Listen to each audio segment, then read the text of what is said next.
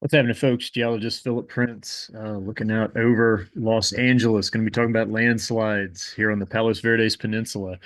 This area has been in the news for landslide activity quite a bit for years now. What we're talking about here is in the Portuguese Bend area. Started moving back in the 50s, like 1956 or something like that.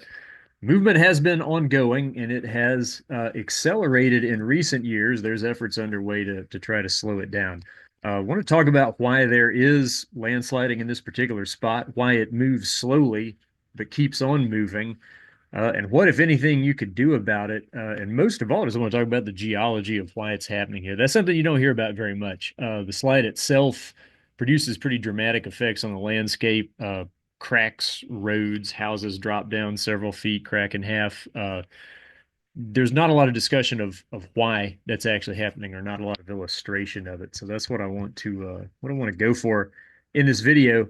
And this little area of high country here that is the Palos Verdes Peninsula is sort of interesting to look at. You can see it sticking up here with this colored elevation map. It's maybe 1,300 feet, something like that, above sea level at the highest point there. Maybe a little bit higher than that, but it's a few hundred meters above sea level. It's not by any stretch a high coastal mountain area, but there is enough topography there and enough slope there to at least give the potential for some kind of slope movement. And as you zoom in on it, nothing immediately jumps out, but geologists who mess with this kind of stuff would be interested in feature at the end of the arrow there, which is kind of like a long depressed sort of sunken down area, and then just kind of this overall kind of round outline. And actually, if you roped in sort of the entire ancient landslide complex that is moving now, it would look something like that with the motion being out to sea, like you see there. Now, features like this exist all over the world. Again, there's a good geologic reason for this one, and in fact, the movement of this one is sort of geologically classic as far as landslides go. But if you look at that outline, there's a lot of houses, buildings, roads, power lines, sewer lines, whatever else, gas lines. There's a lot of infrastructure that's within that area. And I think if you roped in where movement is happening today, see if we use like a different color, use a different color for that. It's it's pretty considerable. It would be something like that. So no, the entire ancient landslide area is not moving, but actually quite a good bit of it, quite a good bit of it is at this point. So what's up with this geologically? That will come into play here in just a few moments. But in terms of just looking at this area and seeing evidence of movement, this feature up at the top, the dropped down area, geologists call that the Valley View Graben. A graben is an area of land or of rock mass that has dropped down vertically. The rest of the slide here, it just has this sort of kind of a lumpy appearance when you look at it today. If you take away this coarse colored elevation map and give yourself some super high quality LiDAR there, some of the evidence of ground movement becomes very obvious to see. And this is older LiDAR. This is from about 2017. So there would be quite a bit of new movement evidence to see between this time and 2025. But right here in the middle of the screen, you can see these sort of cracks and fissures and steps in the landscape. This feature is really interesting here. That's actually a fold from this area moving down and kind of plowing and buckling the soil and shallow rock there. The areas between that and the coast, anytime you see this just really lumpy, what we call hummocky, irregular landscape, that's evidence of landsliding, even if there aren't houses and roads on top of it being damaged. This sort of sharp edged step, what we call a scarp cutting along across the landscape, is also a really good example of it. So with this imagery, if you collected it regularly, you would actually be able to monitor what's going on with the slide. You could monitor how it's changing. You can do that through a variety of means. And when there's this many people living on it and this much interest in what's going on here, there are more efficient ways to do that. But suffice it to say, you can actually see very clearly the evidence of recent movement, like this scarp, this kind of step in the landscape you see here, and that older movement, which would be something like just this bizarre kind of lumpy, bumpy, kind of undulating appearance in the landscape. That's very much a hallmark for geologists that indicates a history of landslide movement in a given area. So what's up here? What's the deal with the geology? To speak to that, you got to just think about the overall raised area, sort of this little bump sticking up out of the ocean and out of the flatter parts of the LA basin. It is very much a geologic structure, like so many pieces of topography around LA.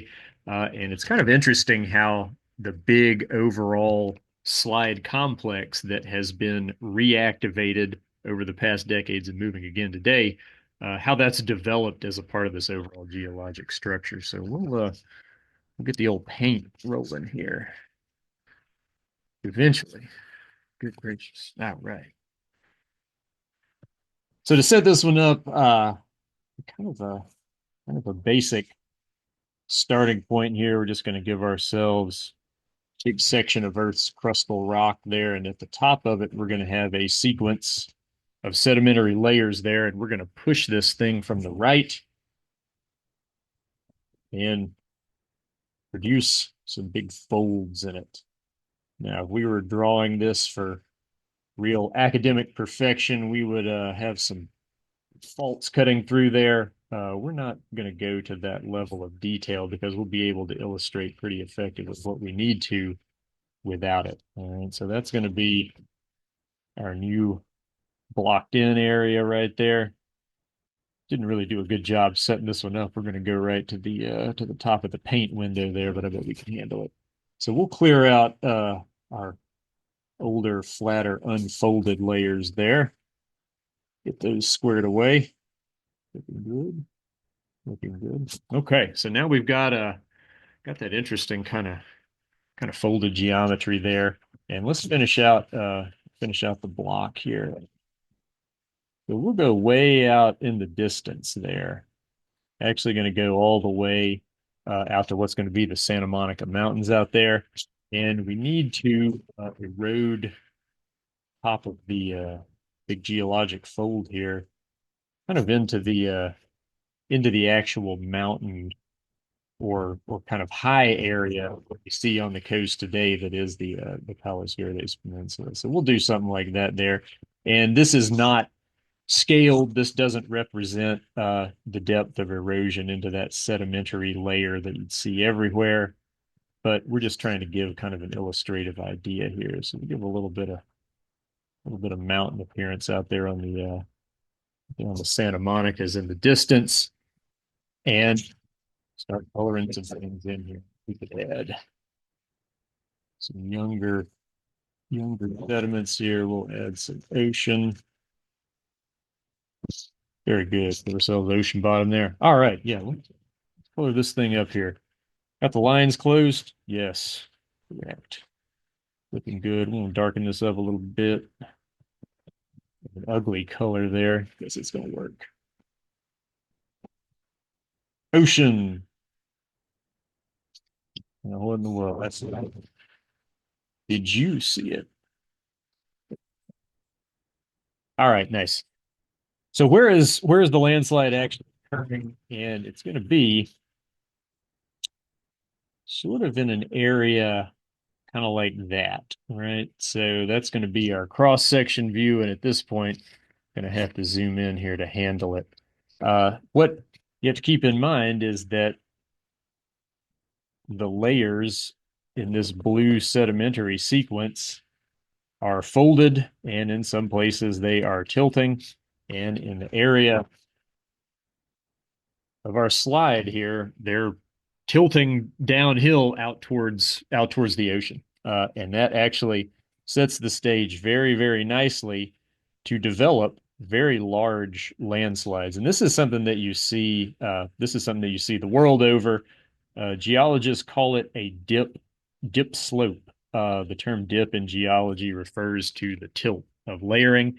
And if layering tilts downhill along a slope, that is a dip slope geometry. And particularly in certain types of sedimentary rocks, if you've got a dip slope and a way to erode the toe of the dip slope, which you have these nice ocean waves here along the peninsula, that's absolutely a landslide prone area just naturally without any kind of human influence, right? So we'll kind of fill in the edges of our slide here. All right. So that is the overall geologic setup there. The slide is traveling down the tilted layers geologically over the long period. There's a way to kind of carve away at the bottom of the slide there to remove material. That makes it easier for more material to keep sliding. And on top of that, within this sequence of tilted layers, there's a particular layer. It's actually sort of like a volcanic ash, and that has weathered a little bit. It has a very distinct chemistry. It has developed clays in it. And when water from the surface of the ground soaks down into that, it becomes very slick and provides little resistance to sliding. So all of the geologic ingredients here are in place.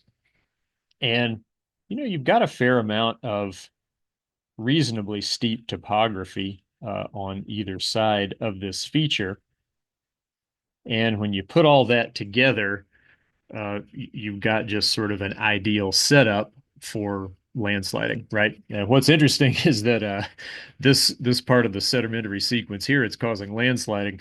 Back over here in Torrance, those same sedimentary layers and deeper ones are still down under the ground, and people are down there like drilling oil out of them, actually in another little upward fold, just like the one that has the big landslide on it. The difference is that fold's still underground. And if you bring something like that up to the surface by gradual erosion and continued geologic movement, it has the potential to evolve in the way that we see this one doing here in Rancho Palos Verdes, right? So zoom back out real quick and just catch the overall view there. A lot of this gray stuff, what we call basement down deep, that's kind of out of the picture in terms of contributions to the slide here. Now, say we approach this with a little more detail, and so we give ourselves the bottom of the slide there, go all the way up to the top of the mountain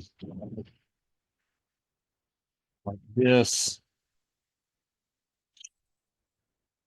Okay, have a little bit of ocean there. Take it out in the distance. There's no problem. Kind of slide kind of thing. Okay. So here's our slide. Here's the bottom of it that's being sort of continually cut into by the waves. And we'll give ourselves some geologic layering there. Again, the big idea is that the slide has found this particular geologic layer that is weak and is easy to slide in. And over time, the slide has probably been sustained again geologically by the waves cutting into the base of the slope. So we should probably draw ourselves a coastline in here real quick. I'll do it. I think we got closed lines there. Yeah. Okay. Right on. We'll actually color in.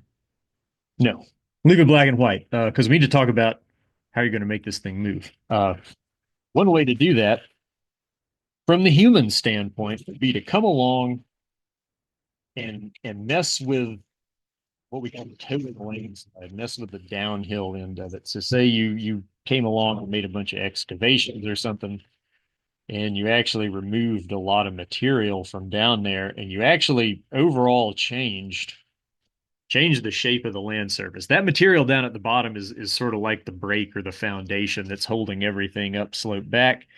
If you do that, you are going to see renewed movement. So you might see movement starting there, and it would actually probably push out under the water a little bit. That's something that is observed with coastal landslides like this. I actually don't know if that happens with the one at Portuguese Bend. It would not surprise me.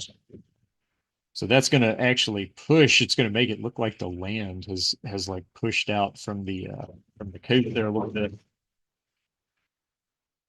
Mm, black line, very nice.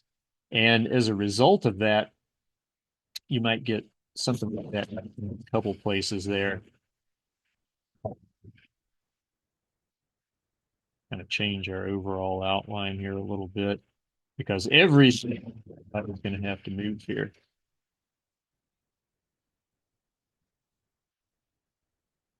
Cool. And when that movement actually happens, the form that you're going to see on the landscape is sort of a pulling apart and frequently a dropping down of the ground surface. So the overall effect there is one of either cracking or the appearance almost of like sinking. One of my erasers there, whatever. We can use a white line. Portions of the ground surface will actually like appear to sink and drop down like that. And if you happen to be living on top of one, you've got a real problem. And if there's any kind of infrastructure like sewer lines, power lines, something like that moving along there, you've got a problem there as well, right? So you can talk about this, you can draw it out in terms of a diagram. What does it actually look like in practice, and like how much do you have to do to the downhill end of a slide like this, just as an example of a way to make it move to actually get the whole thing moving? Turns out a model can demonstrate this very nicely. This page is called the Geo Models because it was born out of making physical models of geologic processes way back in the day at Virginia Tech. Made a model to demonstrate exactly what I've been talking about here. Going to show that now. It's sort of another way of illustrating process like I use Microsoft Paint for. So check out this sand model, and then we'll be back to this diagram to talk about it a little bit more. Okay, so if you ever wanted to know why this channel is called the Geo Models, about to find out. Going back to the Virginia Tech roots here with a physical model of a landslide that's actually made out of sand and other sand-like materials. I've got a tilted glass plate here. There's a layer of sandblasting beads actually underneath these layers of gray sand here. Those sandblast beads are like tiny little marbles. They slide really well on this polished glass, and then the material that sits on top of them will slide along with it. Now the appearance of the surface of this thing's kind of lumpy, you can almost see kind of an outline here. That is an older model landslide that I made a few minutes ago, and I've let it kind of chill out and just sit there. Now that lumpy appearance, when you see that on a real mountainside in a real landscape, which is pretty easily done with good digital topography, like the LiDAR or the colored maps I use on this channel, that means landslide. It has a very, very distinctive look. So we're gonna mess with this old landslide and see what happens. So watch carefully, and in particular, look for any signs of movement, kind of like cracks opening up, anything like that. So we're not gonna do much down here. We're gonna do a very little bit, and right away, you can probably see things are happening here. Got movement there, these nice, crisp, sharp cracks there, or scarps as we call them. And if you look closely, something's about to happen up there at the top as well. So you have to give it a little bit of time. But I would bet here, before too long, you're going to start to see some sharp cracks opening up all the way up there at the top. So sure enough, starting to get some of these sharper dark cracks there all the way up at the top. So keep it moving here. I might try to play this in fast forward after we get done talking about it, just to give the overall effect. But that really did something right there. So from from just this tiny little bit of agitation down here at the bottom, we're causing movement all the way up here at the very top of the slide. And if it had houses, roads, whatever all over it, I mean, this is more than enough to render the place uninhabitable, right? So every time we touch it down here, causes just a little bit more movement. So that time we did a lot. This kind of intermediate part. And I guess one of the takeaways here is that everything is connected, right? If this moves down here, you're going to get movement up at the top.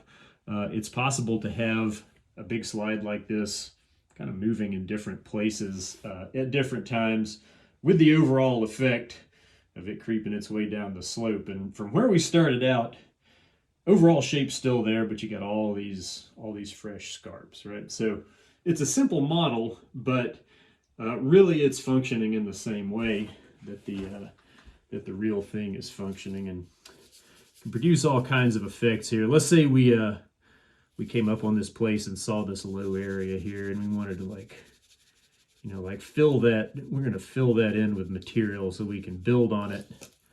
And let's see, what did that do? Well, we filled it in for the moment.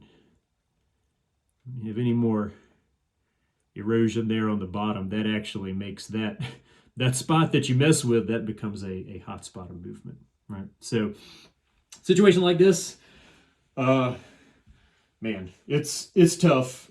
Just about anything you do to the land here, and here we're adding or removing material. We're not introducing, for example, water down deep into it to help it slide. Just about anything you do is going to produce an effect, and that's why dealing with a situation like this is so challenging, because these things are they move until they just barely stop, and they're always right at the edge of movement. So the slightest bit of change will bring one back to life. So let's hop back to the maps and diagrams here.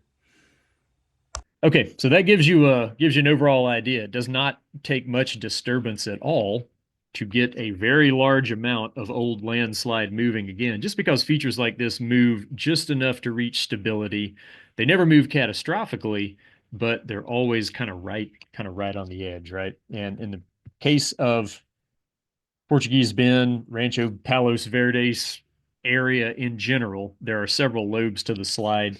The geologic conditions we're talking about here are pretty relevant for all of them in terms of the tilted layering and manipulation over the past several decades. And one of the biggest things you hear about here, and something you can't really show in the model, is that houses here are putting water down there into the subsurface and into that slide plane. That can be from irrigation, that can be from septic systems, that can be from a little bit of leakage from like water mains and sewer lines. Subsurface infrastructure always leaks a little bit of water. And in a case like this, you don't need any extra water to make things slide more easily. Now, on top of that, you have a lot of wet years. You're just going to have a higher water table, and everything is going to be wetter regardless of what people do. And when you put extra water in a geologic scenario like this, it's moving, right? What do you do about that? Like what's a possible solution to it? It's actually what is already being done.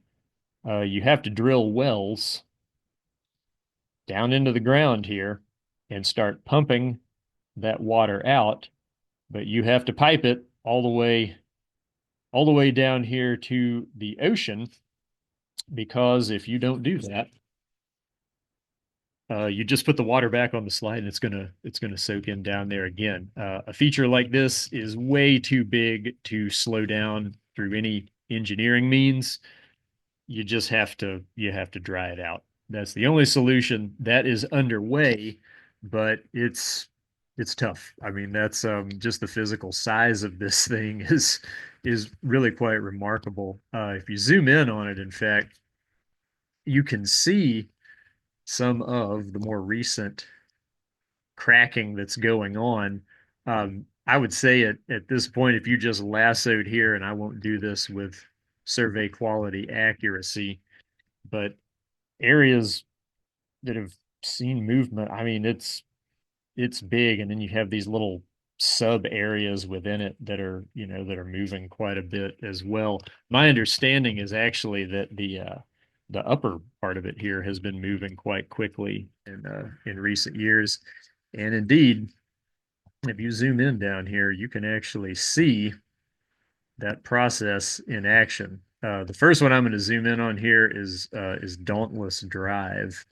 This one's been in the news quite a bit, and that's because right here in the middle of the screen, this dark area, um, due to the slide movement like that and that downward dropping that I talked about, part of the road here sank way down right in sort of the front of this house right here. I presume all of these houses were heavily damaged, if not fully condemned by it. I'm not sure exactly what the outcome was there, but that is a real life expression of that movement leading to the sinking effect on the ground surface.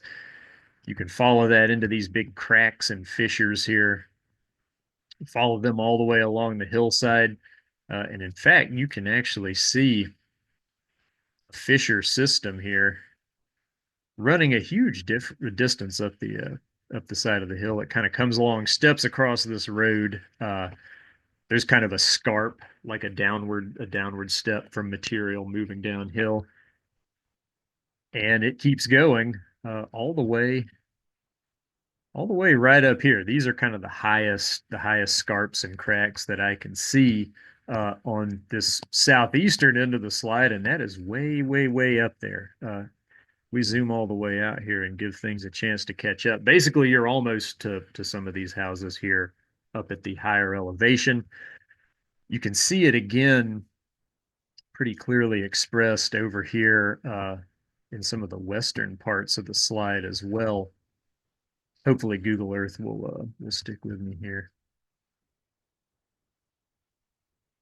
You can actually see these cracks developing on the hillside, and that is bad news because if you see that happening, this is like 8/10 of a mile from the ocean, so like a kilometer and a half or something like that from the ocean at this point. So this is a lot of instability, and those cracks project out towards this big developed area.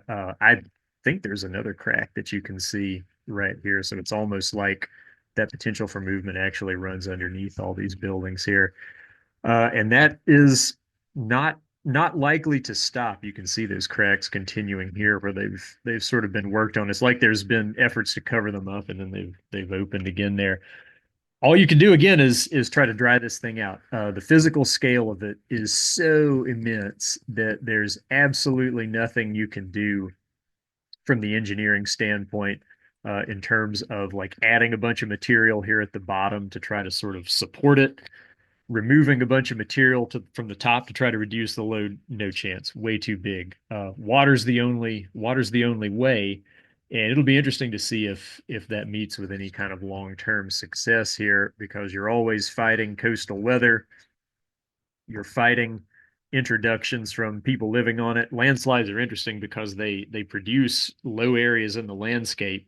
They then tend to collect water just because that's what the landslide does in terms of shaping the ground surface. So they almost force themselves naturally to collect more water to keep moving because they're part of erosional process. So it's an absolute battle here, and it's one whose conditions you see elsewhere in the world. These downslope tilting layers, dip slope scenarios that have old landslides that then get messed with and sort of awakened.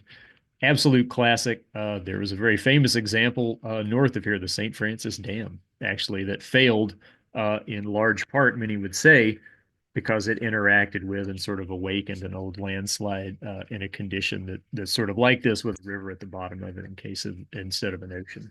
So when you think about this place, yet another crazy thing happening in California, but it's just a product of the very dynamic geology that's here and trying to live with it. There's not anything sort of unexplained going on with all of the natural issues that you see in California. It's just it's active plate tectonics that we don't have in a place like the East Coast, for example. So I hope you found this video interesting, and hope you check out the next one when it comes along.